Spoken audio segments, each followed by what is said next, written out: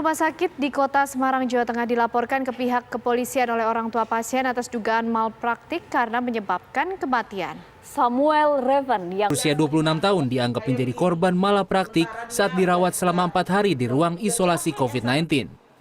Keluarga korban menilai Samuel tidak mendapat penanganan medis secara optimal.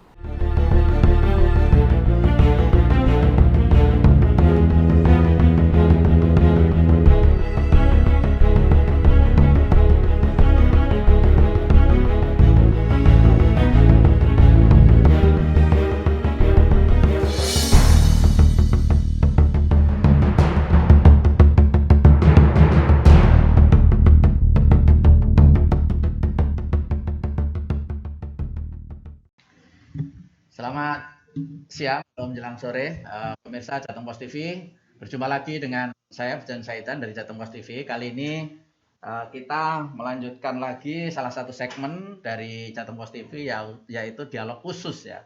Dialog khusus kita kali ini kita akan membahas tentang satu peristiwa yang sebetulnya cukup dikenal oleh masyarakat, agak viral belakangan ini, ya tentang dugaan malpraktek seorang pasien di rumah sakit di Semarang ya, yang sebetulnya sudah dilaporkan ke Polda Jawa Tengah. Kebetulan pada kesempatan kali ini orang tua dari pasien Samuel Reven yang sudah meninggal di rumah sakit di Telogorejo Semarang ya Bapak Ibu.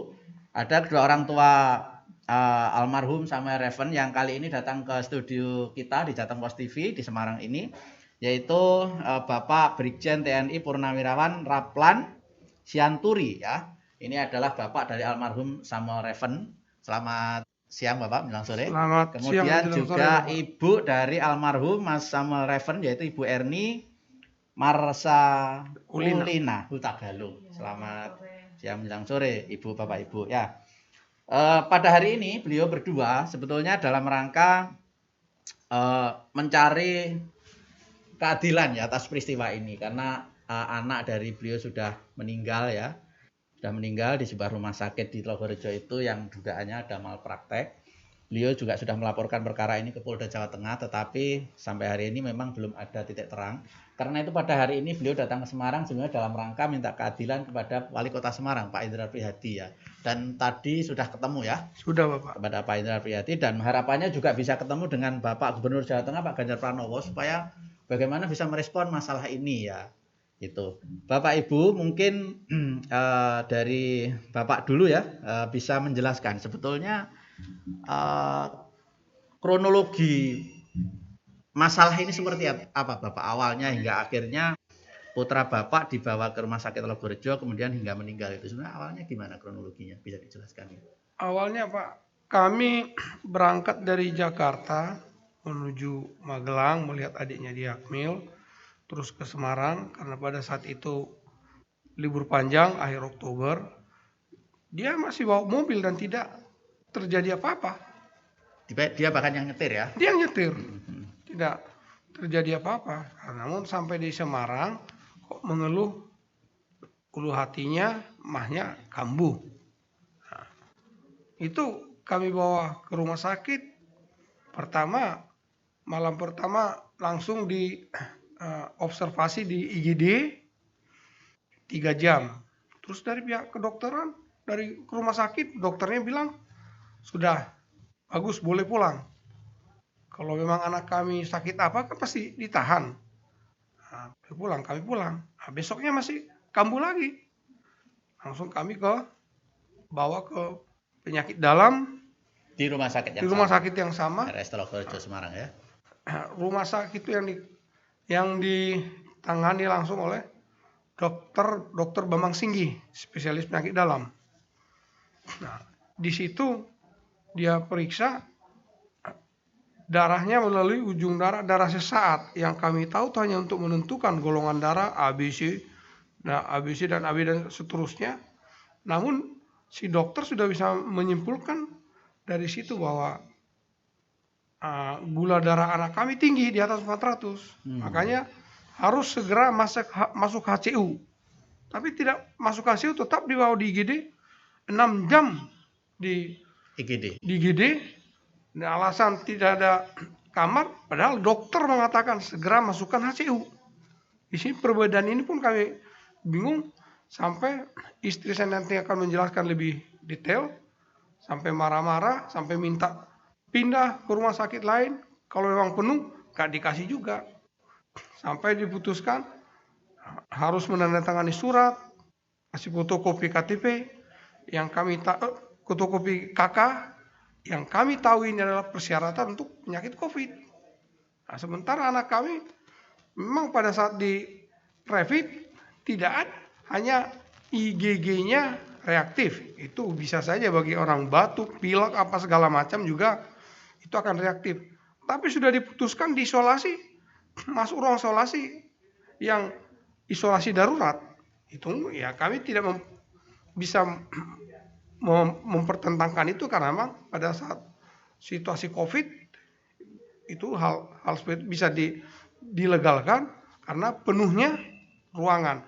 Namun ini ruangan bekas gudang yang hanya ada AC dan infus, tidak ada perlengkapan ICU, tidak ada perlengkapan yang seperti untuk kamar HDU yang seperti yang dibilang Dokter Bambang Singgi. Nah, mulai dari situ ya sampai terakhir dengan kalau kami melihat hak-hak pasiennya dihilangkan sama mereka. Kemudian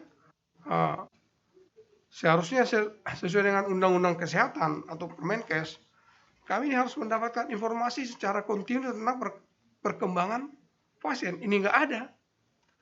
Sampai anak kami komunikasi melalui HP, kata-kata yang tidak pas, maaf, mungkin Bapak atau pendengar sekalian dengar, mengatakan ada HP itu dan kami tidak hilangkan sebagai barang bukti. Di situ mengatakan, Ma, besok tolong pindahin dong saya dari sini, Ma, karena suster di sini, maaf, minta mengangkat badan saja tidak mau. Padahal memang anak kami agak gemuk. Kemudian sampai 1 jam, 1,5 jam sebelum meninggal itu masih kontak dengan mamanya. Mama mengatakan, Ma, badan saya kok besok kita harus pindah dari sini.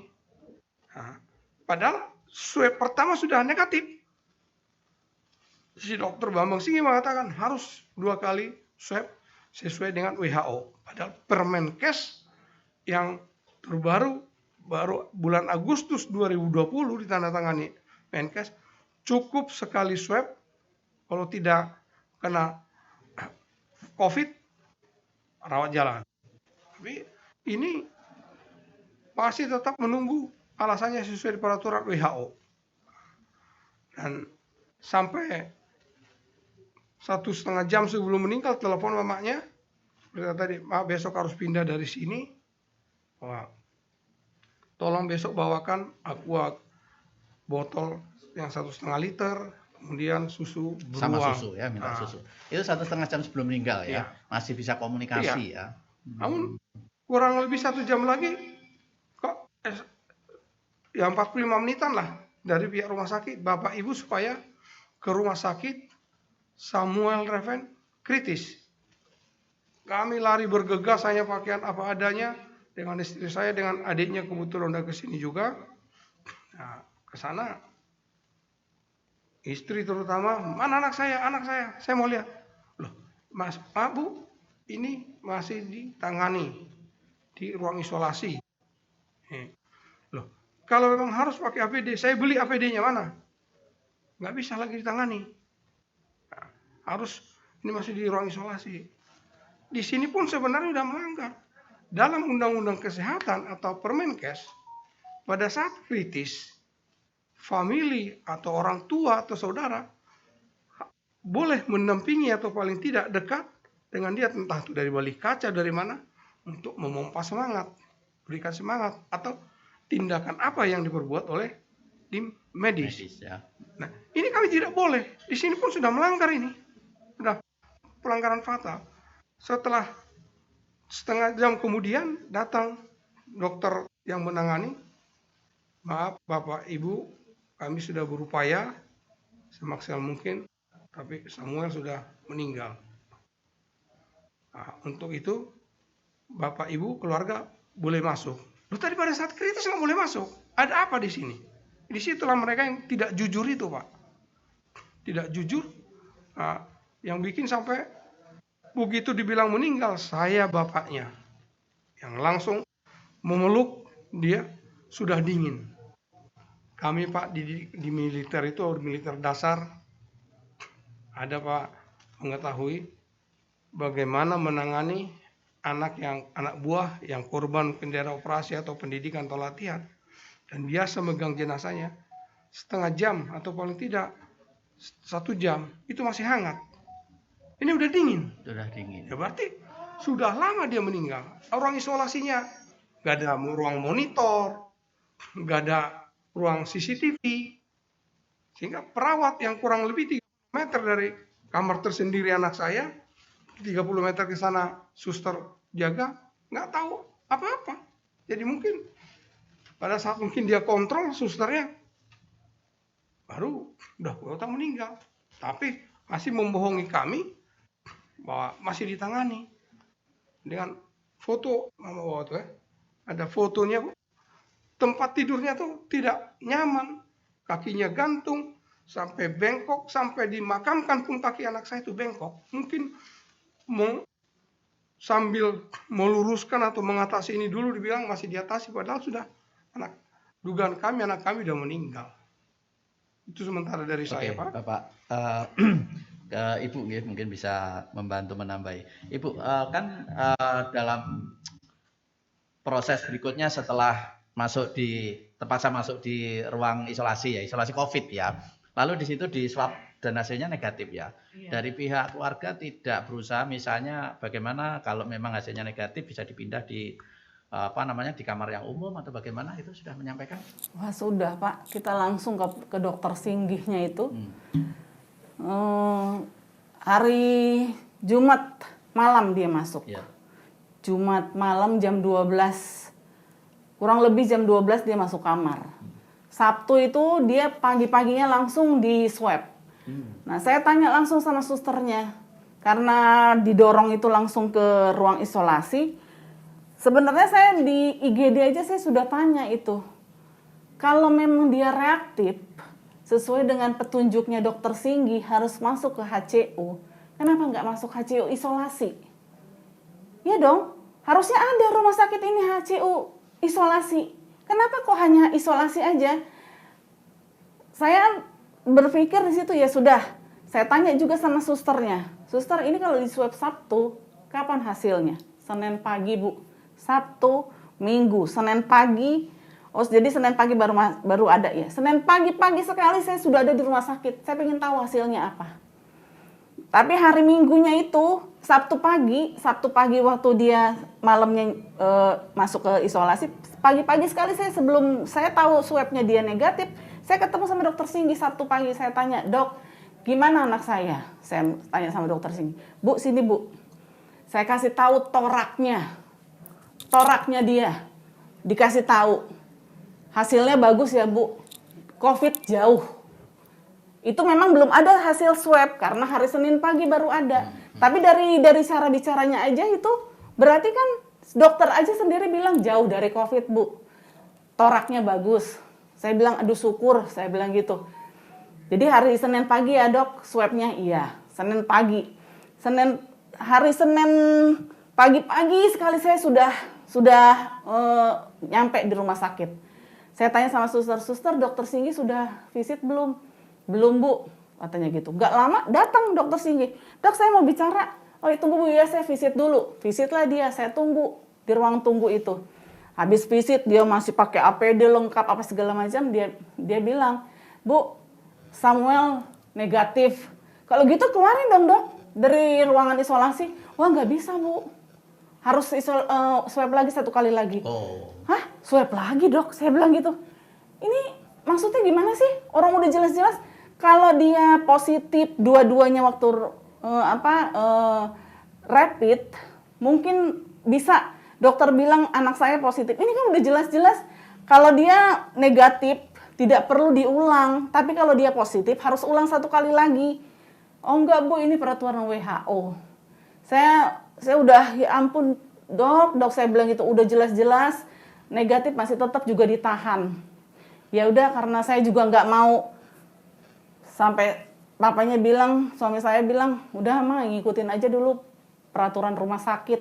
Tapi saya sebenarnya hati saya juga udah nggak struck saya dengan COVID ini, udah swab 1 kali negatif kok masih tetap.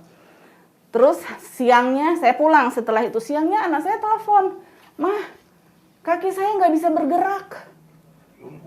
Saya bisa lumpuh ini mah," katanya. "Lah, kok lumpuh? Maksudnya gimana? Nggak bisa gerak mah, yang sebelah kanan," katanya gitu.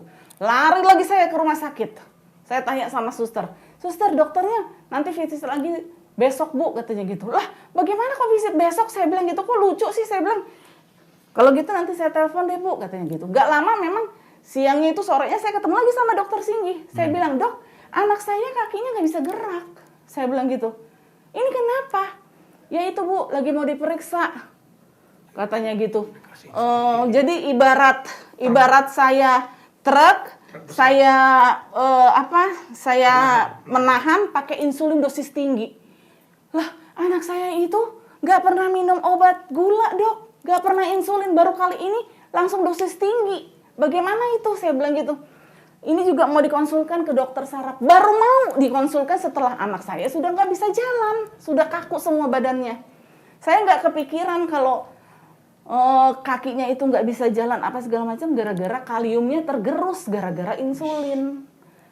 Itu makanya saya bilang, ya ampun. Akhirnya saya kontak terus, sampai sekarang WA-nya suster itu masih ada sama saya. "Suster, gimana anak saya, berapa gulanya, berapa ininya." Jadi bukannya mahnya yang diobatin, gara-gara yang ditusuk itu 420 langsung insulinnya dosis tinggi.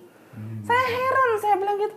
Terus udah gitu, akhirnya kita tahu anak saya kaliumnya sama sekali tergerus itu dari mana? Dokter Belladonna. Belladonna kebetulan nasabahnya istrinya keponakan saya yang ada di Semarang ini. Dikasih tahu, "Wah, ini udah jauh, kaliumnya udah 2,2. Nah, waktu hari Senin malam setengah 11 anak saya telepon, "Mah, besok bawain susu ya Mah." Itu yang kadang-kadang saya nggak bisa, sampai sekarang saya lupa bawain susu ya Mah, sama aqua 1,5 liter. "Besok jemput saya ya Mah. Pagi-pagi sekali ya Mama jemput. Bawa susu itu ya Mah. Cuma saya minta pindah Mah. Nggak mau lagi, Mama harus jemput saya. Karena suster di sini semua Mah," katanya gitu. 2 kali ya dari almarhum. Terus ya. saya bilang, "Sabar ya Nak, besok pagi-pagi sekali Mama jemput." Tapi memang ya betul, saya pagi-pagi sekali jemput dia dalam keadaan dia udah nggak ada. Sudah. Jadi sehari sebelumnya itu ya justru Iya, sehari-hari itulah komunikasi udah nggak ada itu, udah kritis nggak dan ada nggak itu. ada ya. Kritis itu juga pas kita minta, "Mana suster kritis?" Pada saat kritis saya telepon karena tidak ada dokter Singgi di situ. Saya telepon dokter Singgi, "Suster, dokter Singginya mana?" "Nggak datang Bu." "Loh, pasiennya kritis, dokternya nggak datang." "Telepon," saya bilang. "Telepon sekarang juga," saya bilang sama suster situ. Terus kata suster, "Iya Bu." Gak lama saya telepon sama dokter sini, "Dok, anak saya kritis, dokter nggak datang." "Ya enggak lah Bu, kan ada dokter jaga di situ." Enak sekali. Ini juga mau dirujuk tuh, mau dibawa ke ruang ICU karena rapidnya swabnya anak ibu yang kedua negatif juga. Tuhan, saya bilang gitu. Anak saya sudah meregang nyawa, dokternya itu enak sekali ngomong, "Ya enggak lah Bu, ada dokter jaga kok di situ." Tanggung jawab seorang mungkin dokter. Secara medis memang ada standar kerja seperti itu ya kalau sudah ada yang jaga. Tapi yang penting mungkin sebenarnya pasien itu harapannya ada empati ya. Itulah. Dari pihak dokter, para medis. Yang penting ada empati dulu sebetulnya ya, sehingga bisa menyembuhkan sekian persen dari sakit psikis kita, iya. keluarga kita ada yang sakit gitu. Sebetulnya itu mungkin kalau boleh berharap itu sebetulnya para medis itu yang dikedepankan adalah ada empati pada pasien, keluarga pasien, sehingga apapun tuh enak gitu ya. Ngomongnya enak, kita menerimanya juga enak gitu. Sudah empatinya tidak ada, kemudian kondisi penanganannya mungkin juga kurang, itu kan membuat justru keluarga menjadi lebih panik dan lebih down gitu, apalagi pasiennya ya. Oke Bapak Ibu, itu sampai akhirnya masuk, kemudian sampai akhirnya beliau tidak ada itu berapa lama di rumah sakit? 4 hari. Oh, 4 hari ya. 4 hari aja. Posisi di 4 ruang isolasi hari COVID ya. Di ruang isolasi, dari masuk sampai meninggal di ruang isolasi. 4 hari. 4 hari. Padahal tidak COVID anak kami. Padahal anak kami tidak COVID. Dari indikasi dari diagnosis yang ada dari pihak medis pun menyatakan belum positif. Belum positif COVID. Tidak ada positif COVID-nya. Oke. Memang tidak Itu ada yang sama membuat sekali. keluarga Bapak Ibu menganggap ada dugaan malpraktek itu Iya, ya. itulah. Ada dugaan Oke. malpraktek. Kemudian setelah meninggal kemudian dibawa pulang ke Jakarta ya. Dengan Iya. standar COVID atau biasa Ibu? Tidak. Tidak juga. Tidak ada. Karena tidak COVID. Maka Bapak Ibu ketika meninggal boleh masuk Boleh ya? masuk. Tanpa APD juga Tanpa ya. APD. Padahal di ruang isolasi. Dan itu disuruh, bukan kami paksa. Itu bisa menjadi bukti bahwa secara tidak langsung bahwa memang tidak COVID ya. Tidak. Sehingga pulang sampai proses pemakaman pun biasa ya. Biasa. Oke, terus setelah itu Bapak Ibu minta penjelasan lagi ke pihak rumah sakit? 2 minggu kemudian. Setelah itu pun saya mau sampaikan juga, pada saat dia sudah meninggal, kami memang bukan dokter. Pada saat sudah meninggal, kami tidak tahu meninggalnya jam berapa, tapi di situ tulisnya 00:12. Tapi setahu kami, kalau dugaan kami, dia sudah dingin, berarti sudah 1 jam yang lalu mungkin ya. Ya kita nggak tahu. Karena kalau baru meninggal, sempatnya dia bilang Bu sudah meninggal. Hanya selang 10 menit dia bilang begitu, kami boleh masuk. Harusnya masih hangat. Walaupun kami bukan dokter, tapi setahu kami itu masih hangat, ini sudah dingin. Kemudian di ruangan situ, di ruangan isolasi itu dia hanya 1 jam. Mungkin 1 jam setelah kami datang, tapi sebelumnya kan mungkin dia sudah meninggal. Jadi bisa dibilang 2 jam. Setelah itu langsung disuruh bawa ke ruang jenazah. Sepengetahuan kami, yang namanya sudah meninggal, biasanya di ruangan itu didiamkan dulu 2 atau 4 jam. Karena kita kan masih mengenal yang namanya mati suri, mati batang otak. Kita nggak tahu. Ini langsung disuruh bawa ke ruang jenazah. Di ruang jenazah sudah siap untuk diformalin. Waktu itu ya, setelah Iya, itunya setelah ya. itu. Oke Bu, Bapak, mungkin sebetulnya kesimpulan resmi, pernyataan resmi dari pihak rumah sakit, apa sakitnya kepada keluarga itu? Sampai sekarang kita tidak tahu. Karena di surat keterangan kematian meninggal karena penyakit tidak menular. Apa itu maksudnya ya? Tidak tahu. Tidak tahu juga Itu ya. sampai sekarang disitulah kami 2 kali bertemu, 3 kali dengan kuasa hukum kami. Mereka menganggap remeh, ya seperti menganggap kami menganggap remeh lah. Memberikan keterangan pun mencela-mencela. Keterangan pertama mengatakan ini, kemudian setelah kita koreksi bahwa itu salah, di keterangan kedua apa yang kita sampaikan itu lagi yang ditulis. Jadi kelihatan sekali mereka ini memang asal-asalan, tidak profesional, atau memang tidak menganggap harus benar-benar menaruh uang besar dulu mungkin. Oh ini pasien orang kaya baru diopeni. Jadi ini yang kami lihatnya menyepelekan kami, sehingga memberikan keterangan pun mencela-mencela Pak. Oke, jadi keterangannya adalah karena penyakit tidak menular ya. Itu maksudnya apa? Apa pihak rumah sakit ingin menegaskan bahwa bukan COVID mungkin, apa begitu ya? Kalau COVID kan menular gitu ya. Jadi itu sebagai bukti tidak COVID ya, itu sebagai bukti itu sebenarnya tidak COVID ya, karena bukan menular ya. Iya. Oke, setelah keterangan itu apa upaya Bapak kepada pihak rumah sakit? Adakah komunikasi dengan pihak rumah sakit gitu atau bagaimana? Tidak ya, seperti yang istri saya bilang tadi, kami baru menindaklanjuti lagi, minta klarifikasi 2 minggu setelah meninggal Iya. ya. Karena juga mungkin Bapak juga mungkin merasakan bagaimana kekalutan pikiran kami. Seketika itu nggak mungkin kami untuk bertanya, hanya Bisa merespon. meresponnya nggak mungkin. Hanya bagaimana berpikir membawa anak kami ini ke Jakarta untuk disemayamkan, diacarakan dengan seperti adat kami Iya, dari oke. Sumatera, dan itu yang ada di pikiran kami. Baru 2 minggu Baru walaupun kami di datang. dalam kesedihan, kepenatan, kami paksakan datang untuk klarifikasi itu.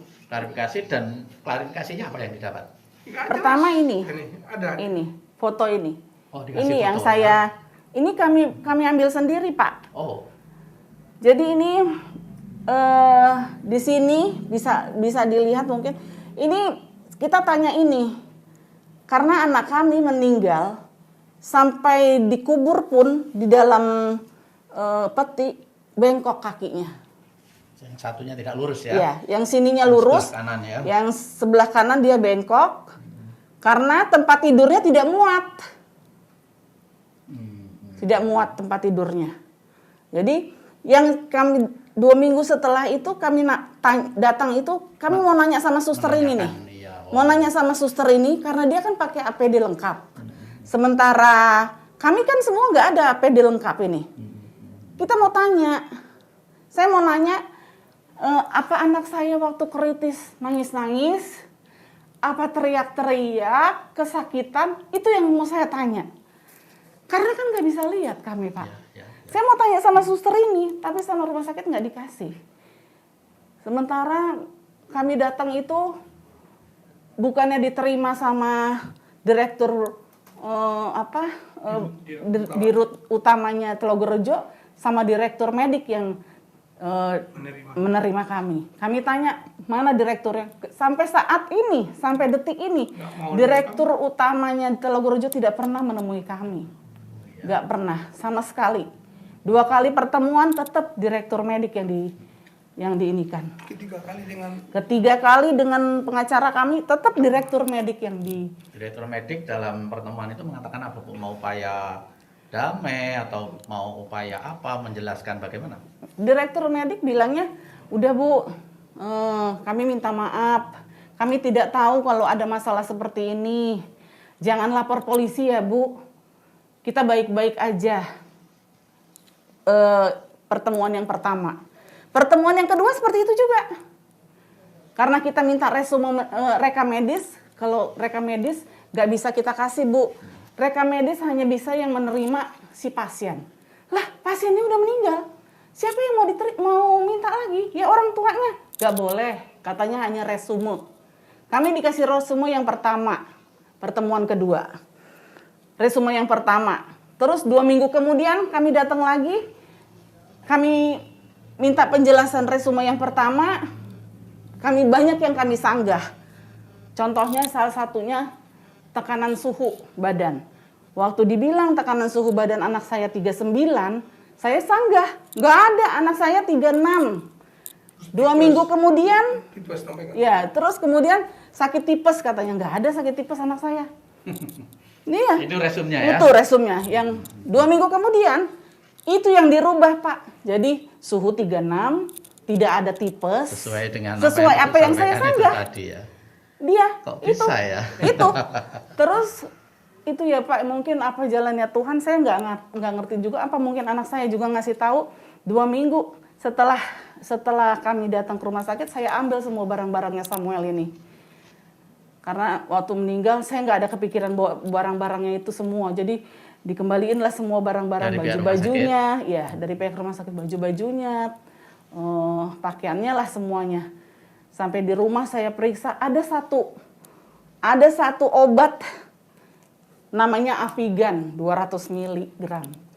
Terus kita tanya ini obat apa ya? Beberapa dokter. Nah kita tanya ke beberapa dokter itu obat virus ke arah COVID. Tidak ada di dalam negeri. Katanya obat Cina itu katanya.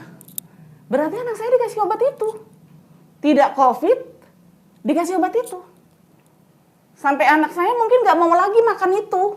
Disimpan mungkin di kantongnya. Karena mungkin dia tahu tidak COVID kan. Jadi dia tidak mau minum itu. Ditaruh di kantongnya. Itulah yang saya temui di pakaiannya. Jadi semakin banyak daftar membuat pertanyaan. Itu buat banyak keluarga sekali ya, pertanyaan. tanda tanya. Dan Tanda pihak tanya keluarga semua. sebetulnya pengen kejelasan. Kejelasan. Ya. Sebetulnya ini duduk persoalan penyakitnya seperti apa ya.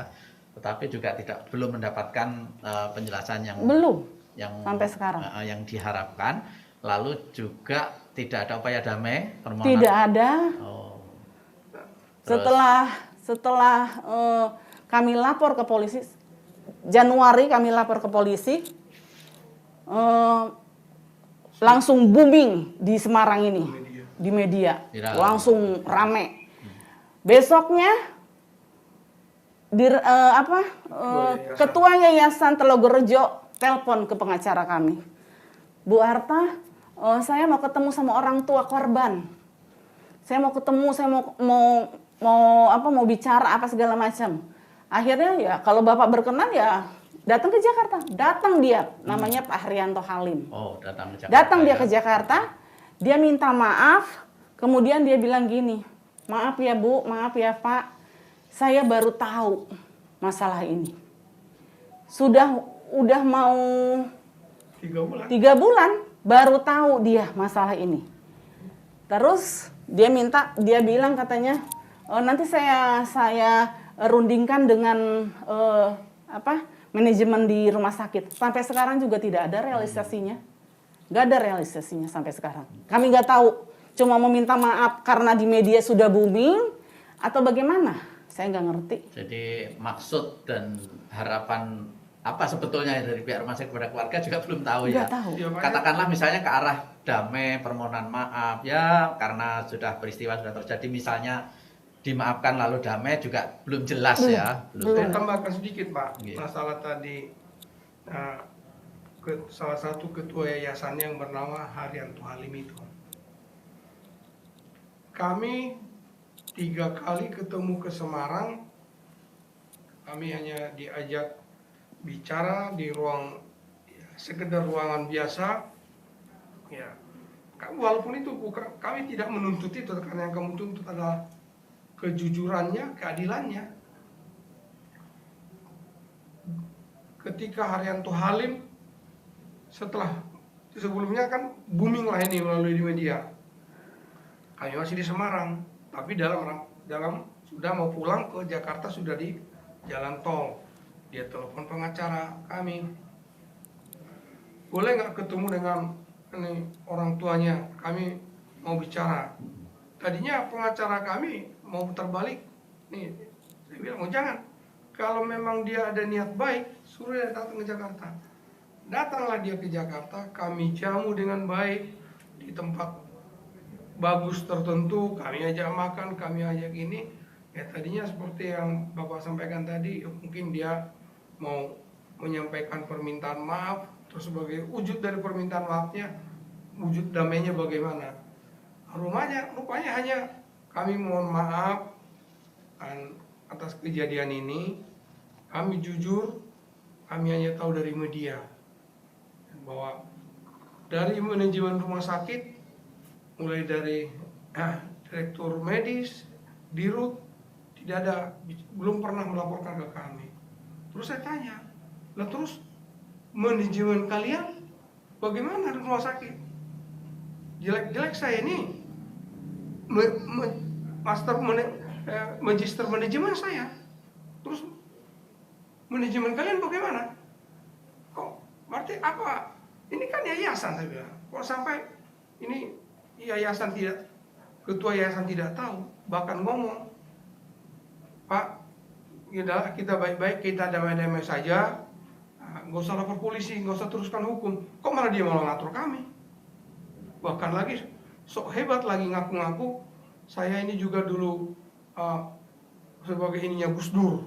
Terus saya bilang, mau siapapun kamu, saya tuntut hukumannya kok. Hukum yang mau saya tegakkan. Sehingga tidak ada, jangan sampai terjadi lagi di kemudian hari terhadap masyarakat. Oke.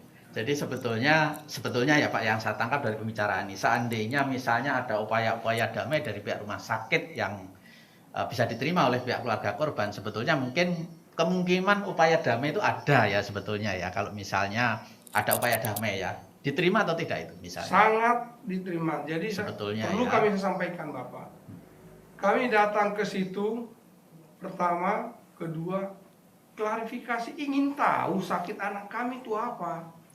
Terus kamu cantumkan meninggal 0012. Sedangkan saya curiga minimal setengah jam atau 40 menit sebelum jam itu anak saya sudah meninggal. Loh, ini kan perlu bagi saya sejarah, nanti ke suatu saat di kemudian hari anak saya meninggal hari ini tanggal segini jam segini, harus sesuai sebenarnya dong. Jangan yang kamu karang-karang itu. Jadi pertama sebetulnya seandainya ada upaya damai sungguh-sungguh, pihak keluarga juga kemungkinan bisa menerima ya. Sangat bisa menerima. Sampai besok pun mungkin ya, seandainya ada upaya itu masih kemungkinan bisa diterima ya, meskipun sudah proses hukum. Ya, sudah proses proses hukum. hukum, Pak. Kami Ya. ini kan manusia biasa, Pak. Ya, bukannya kita terus juga ini harus, tidak ada manusia yang sempurna. Betul. Yang kami kecewakan itu adalah mereka tuh meremehkan nyawa anak kami. Kami mengajak baik-baik, sampai pengacara kami berbicara baik-baik, diacukan, diremehkan. Makanya ya sudah, kami Maka akhirnya Tunggu, pilihannya tunggu. jalur hukum ya. Ya, jalur Peluang-peluang hukum. damai sebenarnya sudah diberikan, Sudah tetapi diberikan. ternyata tidak terrespon dengan baik, akhirnya jalur hukum ke Polda. Iya. Oke Bapak, sudah resmi lapor ke Polda, kemudian Bapak juga sudah diminta keterangan ya di sudah BAP. di BAP. Pihak rumah sakit juga kalau tidak salah juga sudah di Sudah. BAP, tetapi hasilnya memang belum ada Belum juga ya ada proses juga hukum dari sampai Polda, sekarang. dan memang harus ditunggu. Kemudian Bapak hari ini datang ke pemerintah Kota Semarang, menemui Wali Kota Semarang Bapak Indra Priyati juga dalam rangka mencari keadilan ya atas perkara ini. Harapannya apa Pak? Apa yang disampaikan kepada Pak Wali Kota tadi? Kami terima kasih tadi sudah diterima Bapak Wali Kota dengan baik. Ya, kami mengharapkan tadi Pak, supaya beliau melaksanakan asesmen terhadap rumah sakit Tologrojo atau rumah sakit yang lain, sehingga kasus yang seperti ini tidak, yang kasus yang terjadi Samuel case ini ya. Samuel case tidak terjadi sama orang lain. Ya, saya menganggap kalau sama kami saja, ya maaf, yang masih bisa makan gini dikit itu kan, bagaimana dengan kalau rakyat Kecil ya. kecil, Para petani-petani kecil itu ya Pak petani ya. kecil, Betul. tidak dihargai sama sekali. Ya bukan kami merasa hebat Pak, kami sudah juga purnawirawan, tapi kami masih bisa hidup, masih bisa makan, diginikan. Bagaimana dengan kalau nanti? Oke, maka keluarga menggunakan momen Samuel case ini untuk menyampaikan kepada Pak pemerintah, Pak Wali Kota, supaya dengan serius bagaimana menertibkan rumah sakit ya, supaya kejadian-kejadian seperti ini tidak terulang dan tidak ada korban yang lain ya. Betul Pak. Pak Wali Kota menerima dengan baik dan janji akan melakukan apa Pak kepada rumah sakit? Tadi Robert beliau Joe? mengatakan sudah merintahkan dinas kesehatannya supaya bertindak, manggil dirutnya nanti untuk bicara langsung, konfrontir dengan beliau. Nah, untuk menghindari hal-hal seperti ini, beliau akan memanggil dirut dari Tologrojo, manajemen Tologrojo. Semoga Khususnya itu dirut. terlaksana sehingga kasus ini bisa terlihat secara terang benderang Pak. Nah, jadi kemungkinan nanti setelah ini akan ditindaklanjuti ya Bapak, Iya. memanggil pihak manajemen rumah sakit, mungkin juga pihak keluarga Bapak untuk bisa konfrontir Iya. Sejauh mana perkaranya ya. Oke, harapannya kita juga bersama-sama berharap perkara ini bisa tertangani dengan baik, karena kan ya itu tadi yang paling penting adalah supaya tidak ada korban-korban berikutnya kalau memang ini dugaan malpraktek itu betul ya. Bapak Ibu, saya kira apa yang kita bicarakan tadi dari awal sampai akhir sudah cukup panjang ya. Sudah cukup jelas. Ke gubernur itu. Oke, mungkin yang terakhir, setelah ketemu Pak Wali Kota mungkin juga ada harapan bisa ketemu Pak Gubernur Ganjar Pranowo ya. Harapannya kami juga itu, ada bantuan dari Ya. pihak Pak Gubernur, pemimpin Jawa Tengah ini, bagaimana sih merespon perkara-perkara ini ya. Begitu. Sudah ketemu atau masih mau ketemu?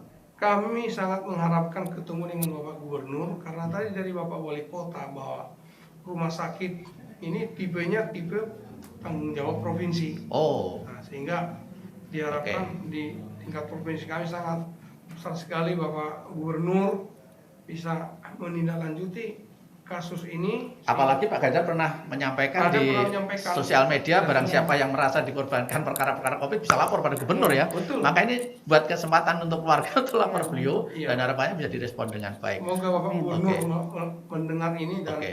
menerima keluhan kami. Oke, sepemahaman kami juga Pak Gubernur sangat respon dengan perkara-perkara begini, dan mungkin sebetulnya kalau pengen langsung Bapak Ibu bisa melalui sosmed Pak Gubernur, kan ada IG-nya, ada YouTube-nya, ada yang lain-lainnya, mungkin coba ditelusuri, sampaikan lewat situ juga. Kalau misalnya di IG misalnya di DM beliaunya disampaikan bahwa pengen ketemu untuk menyampaikan perkara ini, atau kalau resmi ya lewat surat, supaya cepat terespon dengan baik. Kemudian Bapak Ibu mungkin dari podcast ini tentang ini, kali ini kami bersama pihak keluarga korban Mas Samuel, ya almarhum Samuel Reven. Mungkin kesempatan berikutnya kami juga akan mengupayakan untuk bisa dialog khusus masalah ini dengan pihak rumah sakit, supaya juga kita tahu respon pihak rumah sakit seperti apa, dan apa yang disampaikan Bapak Ibu bisa mendapatkan penjelasan-penjelasan. Tetapi satu hal yang terakhir mungkin Bapak Ibu, meskipun sudah melangkah ke proses hukum, seandainya ada upaya damai dari pihak rumah sakit masih diterima ya? Kami sebagai manusia biasa pasti menerima, Pak. Oke. Tuhan saja memaafkan Oke. umatnya, apalagi kita manusia. Betul. Jadi sebetulnya mungkin ke depan perkara apapun jika ada upaya damai sebetulnya masih ada solusi untuk bisa diselesaikan ya. Saya kira begitu Bapak Ibu, terima kasih sekali. Ini adalah orang tua dari almarhum Mas Samuel Reven yang meninggal ya, dirawat di Rumah Sakit Loborejo. Kemudian beliau menuntut kejelasan apa penyebab sakitnya dan penyakitnya. Kemudian sampailah hari ini datang ke podcast kami di Jateng Pos TV untuk menyampaikan masalah ini. Harapannya juga bisa didengar oleh pihak rumah sakit, dan nanti harapannya rumah sakit juga bisa merespon dengan baik, dan perkara ini harapannya semua adalah selesai dan ada upaya-upaya damai sehingga kita semuanya tidak menyimpan masalah gitu Bapak Ibu nggih. Kalau nyawa kan sudah tidak bisa ditolong lagi, sudah pergi, tetapi mungkin yang penting bagi orang tua adalah dapat kejelasan, kemudian ada upaya-upaya damai dari pihak rumah sakit dan saling memaafkan. Terima kasih Bapak Ibu atas rawuhnya di podcast Jateng Pos TV. Mudah-mudahan ada solusi yang terbaik buat kita. Amin. Saya Bujan Saitan undur diri. Terima kasih. Assalamualaikum warahmatullahi wabarakatuh. Waalaikumsalam.